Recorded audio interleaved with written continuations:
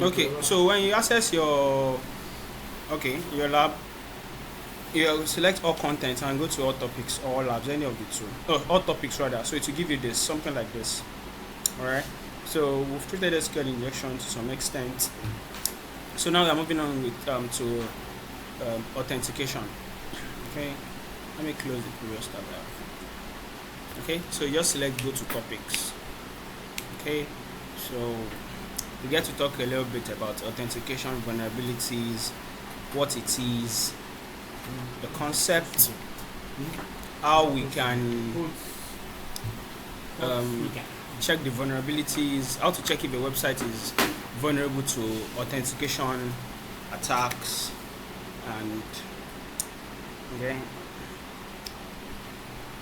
okay, so authentication vulnerability easy to understand.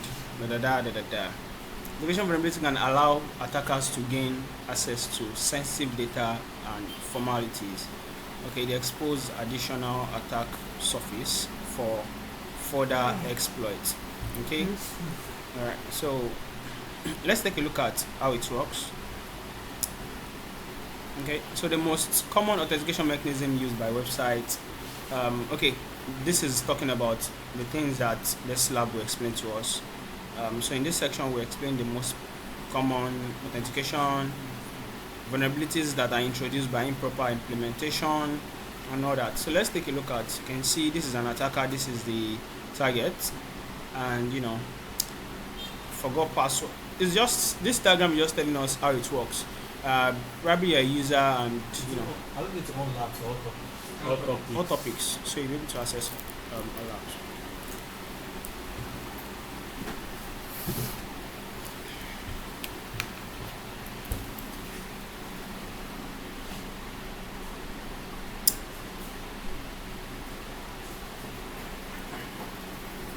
Okay, so let's just skip to the difference between authentication and authorization.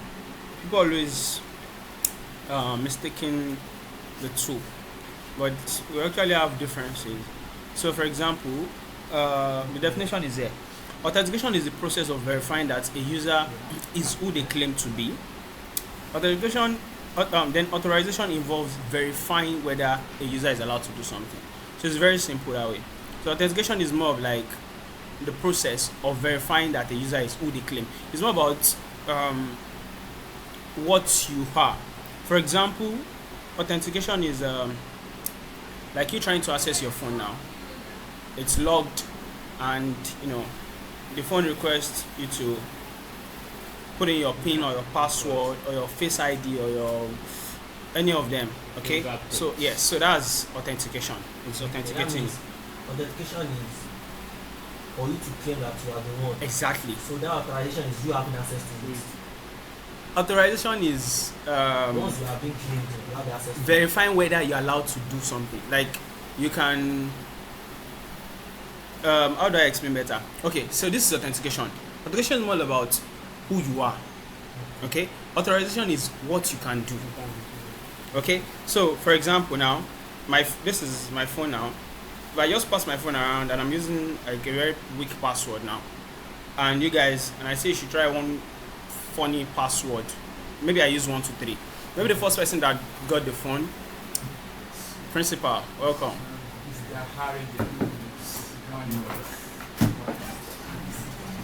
Okay, so if I pass my phone around now and I try and I ask us to like try. I saw it too.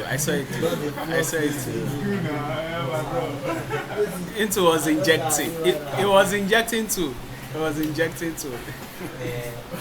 Okay. So if I pass my phone around now and I use like a very weak pin, like 1 2 3 4, and you guys just try it out. So that's you breaking because I used a very weak password. So you have you've actually gained access to my device because I used a very weak password. Okay, so authentication, you can actually claim to be me because you guessed that I used a very weak password. All right, so authentication. Now authorization is more of like, from the name authorization, authority, things you can do. Like for example, now when we launch our CMD now, we have things that we can do if we access our CMD as an admin, as a privileged user. If you remember when we're working on our Kali tool, on our terminal tool, if you want to do some things, for example, probably you want to access okay, for example, now you want to add a user now. You have to, use the sudo, the privilege level, higher privilege level. So that's more of like under authorization, because you know that as a normal user, you can't actually add a new user to your system. Okay, now you have to switch to a privileged user. Okay, so that's authorization, and from the definition, it involves verifying whether a user is allowed to do something. So let's just take more. Okay, for example, authorization determines whether someone is attempting to access a website with the username Carlos123. Really, Carlos123 really is the same person who created the account, and once Carlos123 is authenticated, their permissions determines whether they are authorized to do what they are authorized to do. So let's say Carlos is just like a mere user now, like another user, or let's say Jumia now, and the only thing like the user, an end user, can actually do on Jumia is to just filter the product category, add to cart, and make payment. Okay, so those are the things that Carlos can do, which are very limited compared to an admin user now. An admin user on Jumia, maybe the admin user can, delete account and all of those things, or flag an account or something like that. So that's still under authentication, because authorization, because an admin user has the authority to delete the less privileged users. Okay. So let's continue. So for example, they may be authorized to access personal information about other users or perform actions such as deleting another user account. Oh, that's nice. So exact. Okay. So how do authentication vulnerability arise? Okay. So most vulnerabilities in authentication mechanisms occur in one or two ways. The first one is authentication mechanisms are weak, which is, of course, now if they are weak, because they fail to adequately protect against brute force attacks. Okay, for example, a website or web application rather that is vulnerable to authentication would actually allow you to brute force, multiple brute force. How do you mean brute force? If you remember the very first tax we did on DVW, is it first or second tax? Brute force. You can see we tried up to like, I think we sent up to like 100 payloads at a time. So ordinarily, a website that is not vulnerable to that kind of what's the name? Injection. No, it's not injection. A website that is not vulnerable to that kind of attack would not allow us to do that. So as we proceed in this lab, it gets more real. That's why authentication is kind of very fun, because it will put us on our toes as we progress.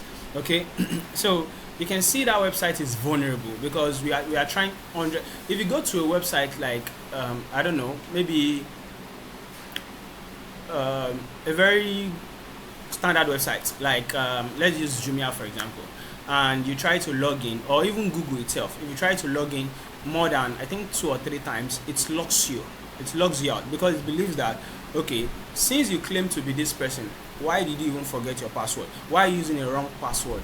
You understand? So okay, let's say you can forget password at times. The first time you forgot, second time you forgot, third time you forgot, so fourth time it just feel like blocks you off. Yeah, and probably they might just send a message to the owner and be like, so.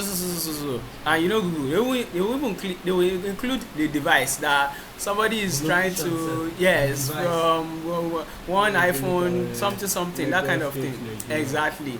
So if you are the person, you can be like, let me forget my password now, I don't know any share. But if you are not the one, you'll be like, and Google will ask you, are you the one or not? Okay, it's not me. If you are the one, it sends a code, maybe 80 or something, you click it and it allows you, because it's already confirmed that the phone is with the right person. But what if your phone was stolen? So that's not even on Google again, that's now on you. But then there's still the 2FA. Okay, so let's progress. Let's proceed. So the second point is logic flow or poor coding, and that will be on the developers. See, most times when vulnerabilities are found, they always be like, all these dev, all these dev, all these dev, all these dev guys that they don't actually implement some things that they're supposed to implement. They don't do the right thing, and I like the fact that there's this policy or rule. For example, if you are in charge of a website, maybe we created a website now that takes users' informations like their credit card, their debit card, and credit card too. But we are not common credit card in Nigeria. Yeah, so let's just use debit card now. And for some reason, you have the card to be saved. Maybe the information is to be saved on your website, and maybe by mistake, you are now saving those users' data in plain text. You are playing with, if you're a developer, you are playing with long time jail sentence and bad reputation, because we have people that put trust on that website, in you, that okay, since I'm signing up on this website, I don't want to come back every time each time I want to use this website. For example, let's say Spotify now. Spotify will be using a very strong protected policy. But there are some websites that, I think there was a website that there was in the news. There's a website that was caught. I think they reviewed credit card information, and they didn't even encrypt it. They didn't do anything. They just saved it in plain text, which is not making any sense. People's money are in the cards, and they put that trust in you. But you, because you want to maybe ignorance or something, you didn't save the information as you're supposed to do. So poor coding implementation allow the authentication mechanism to be bypassed, okay, by an attacker. This is sometimes called broken authentication. This broken authentication too is broken access control. We also have another lab here called broken access control. Okay, so in many areas of web development, logic flaws cause the website to behave unexpectedly, which may or may not be a security issue. But what if it is a security issue? Okay, so authentication is so crucial, and it's very, very all of this story. What is the impact? Talk about that. Okay, so we have labs for all of this. Okay, and let's just swing to view all authentication labs. Okay, very good. So we have this. I believe we've done this one now. We've done the first lab. Haven't you done it? Okay, so this is where the work starts. We're opening the first lab, username enumeration via different responses. So let's see, open a new tab, because I might want to access the remaining labs. Okay. If you open it by with new, yeah, it's open a new link rather, or a new tab rather. Okay, so this is the first lab. Alright, so this lab is vulnerable to username enumeration and password brute force attacks. It has an account with a predictable username and password, which can be found in the following word list. Okay, so we've been given the usernames and the password list. Now to solve this lab, let's see the goal. I need to bring out a note. This is not SQL, I'll be using different syntax. Okay, to solve this lab, enumerate a valid username, brute force their username, then access their account page. Nice. Okay, so let's swing to action real quick. Okay, so since I have this, I don't want to waste time. I'm just going to open the candidate username in another link and the candidate password in another link. So we've been provided a usernames to try out, and the password. So imagine we access the username and we're now trying it one after the other. How would it be? It's taking off time. I mean, I'm trying Carlos against as the username. It's not that way. You know how it goes now. We try Carlos as the username. Password, we try 1 2 3 4 5 6. We try Carlos as username. We try password as password. We try Carlos as username. We try. You can see the combination, and this is the long list. Okay, so that is why we need Bob. Okay, so Bob would actually automate some things for us. Some people use Python script too, but then let's just stick to Bob when we have Bob already. Okay, so the next thing is we access the lab. But before we access the lab, let's just check solution. No, let us do that first. Let's just access the lab. And let's see what we have.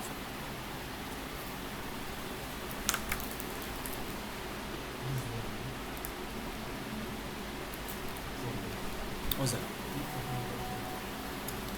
A different breed. Is it a different breed or another breed? A different breed. You are motivating me to, you know. I'm not whining, no. I go there wine when I'm not a star. Which one is whining? Wait, did you just have it? Yes. Oh! Let me see.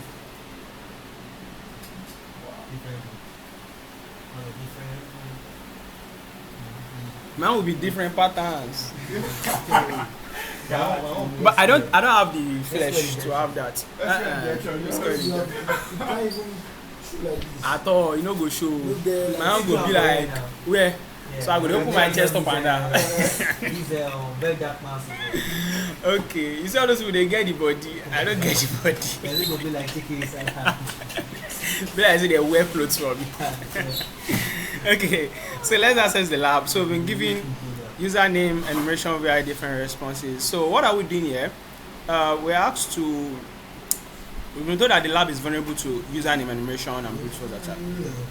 Okay, so all we need to do is, I think we were giving. Oh, we're not giving any username or password to try out, but we've been given the list. Okay, so all we need to do now is we need to access my account first and first. From where? We access my account when you access the blog. You can see it's the blog. We like to blog, and this is it. Okay, so imagine we try. What's the first username there? Carlos, and the password. I think 1 2 3 4 5. So let's try to log in. If you are lucky enough, that might be the username and the password, but I doubt that. But you guys smarter than that. Okay, so we should be getting like invalid username or password, whatever. Okay, network will misbehave.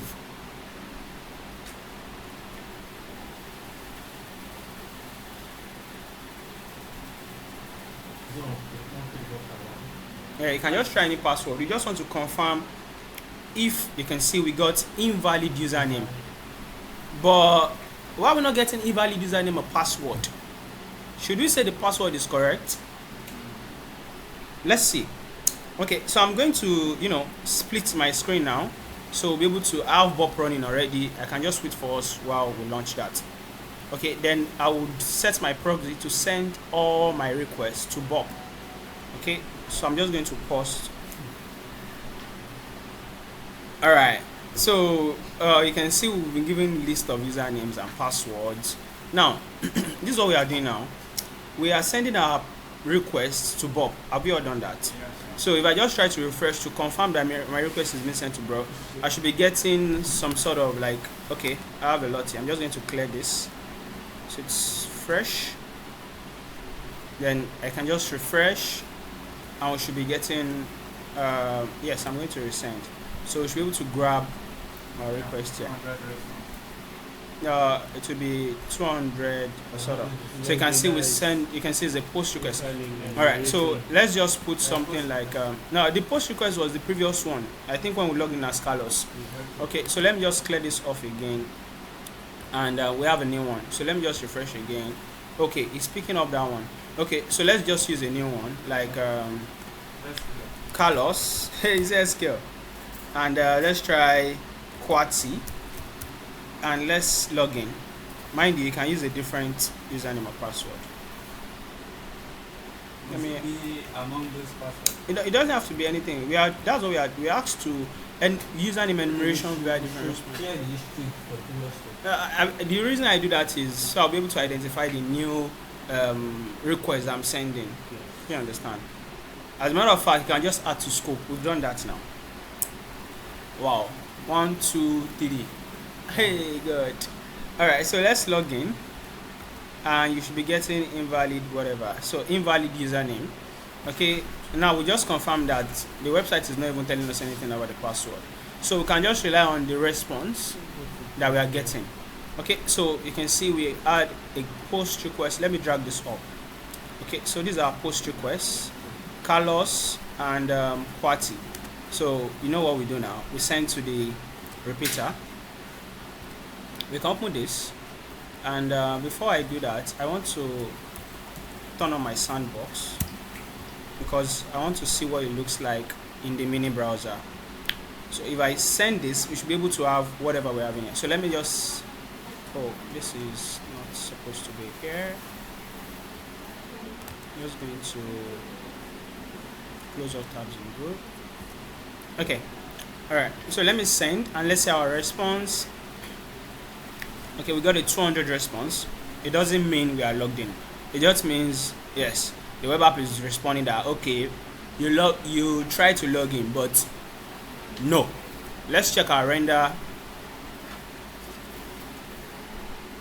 and let's see what we have. All right, so this is a network issue. We should be having something like this. We should be having something very similar to this. So let me just resend.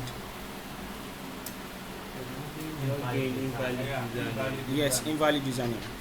Okay, so let's send again. I think this might be the network.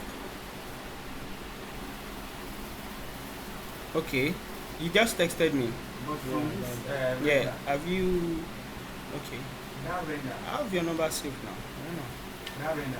Yeah. If you drag too much, it will pop up a message that you have dragged too much and everything will have For on render?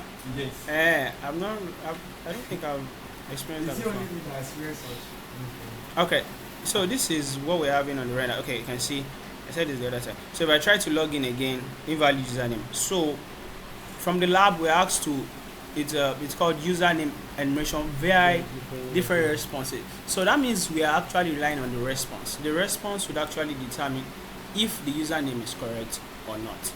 On this one, are we not going to need that note? Note, not necessary. It's very simple. The only reason I introduced note during the SQL injection was because of the syntax. The style was much. But you just get to see, we don't really need notes here. Okay, so first thing first, I already know I have the list of the username and the password. So what do we get to do from here? We just right click and from the repeater and we send to the intruder because we're actually trying different things out. Okay, we are brute forcing. So I head to my intruder and here we are. So the first thing we want to do is we want to clear all the markers, but since we don't have any marker here, we don't need to do that, but just for clarity purpose I'm just going to clear so you can see nothing is coming out. So we are enumerating for the username. Okay, so all we need to do is double click this and we add. We've done this thing before on DVWA. So when we select Carlos, we mark, which means we are telling our payload to focus on where we marked. Okay, if we don't do that, it doesn't try anything out. It just be like, okay, so what should I try out now? Now, if it was only for the username, that is when we're using the sniper attack. But this time around, we are relying on we are looking for the username and the password, and we've been given list. Okay, so all I'm going to do now is we set this to cluster bomb, and the reason is cluster bomb, if you take a look at the definition, allocate a payload set to each position, intruder iterate through all possible combinations. Now if you come back to this username and password like the other time, if it was pitchfork that we used, this is what pitchfork does. It will say Carlos, I'll use this username for list 1, I'll use the password for list 2. So it pitchfork type of attack will say Carlos username 12345 as password. Then it goes to the second line. Root as username and password as the password. You understand? So that's how pitchfork works. But cluster bomb will do the very first illustration I made the other time. It says Carlos as the username, 12345 as the password, Carlos as the username, password as the password, Carlos and it goes on like that. So I'm guessing this will take a very long period of time. But let's see what happens. Okay, so we set the payload marker to and the password too because we are checking for the two. Okay, so I would add position, and don't forget we have our payloads here. The username and the password. So the username part is where we get to copy. All right, so you can see this is signifying that my first payload position is Carlos.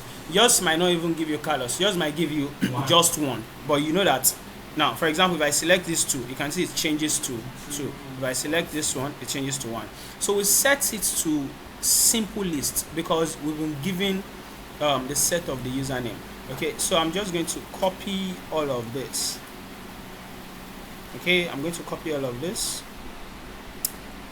And yes, all the usernames. And we paste it inside this place, inside the payload configuration. So I'm going to paste it inside, and we have the list of what we copied for the username for the first payload position. Now move on to the second payload position, and we add to the list of the password that we provided, and we scroll down. Okay, then we copy it to. Yes, we copy and we paste it inside the payload configuration because it's set to simple list, don't forget, and we paste it here. All right, so now when we start our attack, what happens is, let me check if I have. We are going to pick the second one and do it like that. Yes, the second payload position. So the first one is for the username, the second one is for the password. So when we start our attack, yes, you paste. After paste, that's all. Yes, after pasting, you should be having the list inside. What you copy? No, you don't need that. So the second one is we do the simple. Yes, simple list. Yeah, you can see the payload count 100 and the request count is 10,100. That sounds like a lot. Okay. So the next thing we want to do now is I'm just going to head back to the alright, and we can just start attack. And according to the lab, we're asked to enumerate username via different response. So we are checking at the response. So you can see it's trying Carlos with the password, root with the same 1234, and it's going to try all of this with each and every password that we have. So you can see change password, root, it goes one after the other. After we copy the password, so we can just start from three payloads. No. Simple list. Is that why do you use? Why am I having 3 payloads? That means you've selected 3 payloads. No, those 2. After it's finished, let's check the length, size, and another thing we'll be checking is the status code. We will get like a redirection or something. So I'll just filter with this, and as you can see, we have now I have something for us. Let's do it this way. Because they're using the community version, we enumerate the usernames first. You understand? So it will be sniper attack, then check for the username first. After that, you check for the length size, the one that stands out, the different length size. After that, then you can now go back to your intruder, input the payload position that you have, like the username that you have, the username that has a different length size, input it. Then you go back to the intruder, set your payload marker around the password. Since you got the username, then you try that out too. So you should be getting 302. You're not understanding.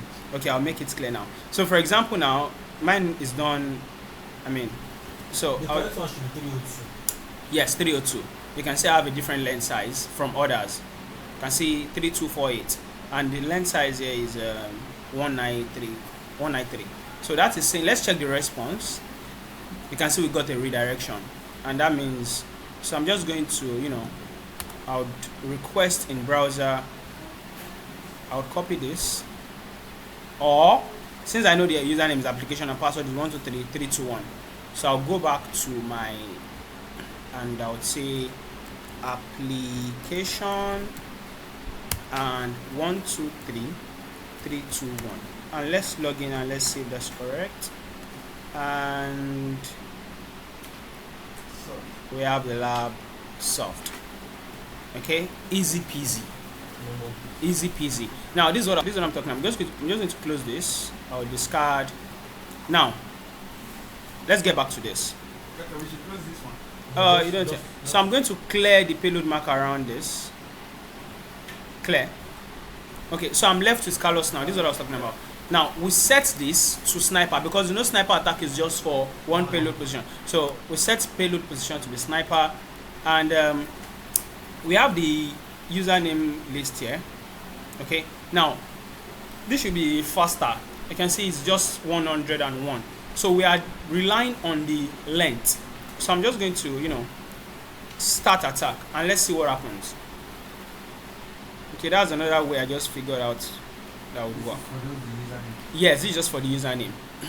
Okay, so we are actually relying on a different length size. So let's just filter, so you can see we have a different one. Now, because I already ran one, I did one already, and I'm having 64 whatever. So I'm going to close this just to avoid confusion. What's that? But the thing is, still the same thing. We have 6-4, we have 64. 6-4. For the No, left side. no, don't worry. I just want to restart. So we're here to proxy. I'm going to clear my history because I solved the lab already. So that's why I'm getting a 302 response there, which shouldn't be there again. Okay, so let me just come back here and let me try to log out.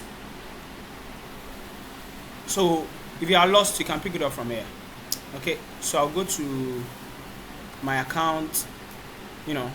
So I'll try QWERTY or anything random, and QWERTY, and if you try to log in, you should have invalid username or password. So if I head back to you should be able to grab a post request. Here we are. No, yes, here we are. QWERTY. Let me just drag this up. Okay, and we send to the. Repeat that intruder. No, just intruder directly. We don't need to send to the intruder since you already know what we are sending. Okay, intruder, and this payload position.